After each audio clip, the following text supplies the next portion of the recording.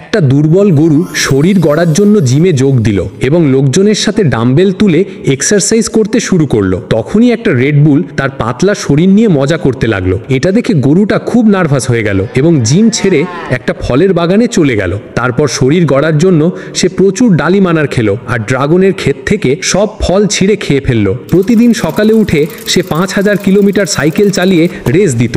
লোহার মতো শরীর বানানোর পরও সে 10,000 কিলোমিটার দৌড়াতো। এরপর সে আবার সেই জিমের হলে ফিরে এলো। রেডবুল আর সেখানকার মানুষ তার শরীর দেখে অবাক হয়ে গেল। তখন লোকজন বলল, এখন গরু আর রেডবুলের কুস্তি হোক। রেডবুল প্রথমে ভয় পেলেও পরে সাহস করে রাজি হয়ে গেল।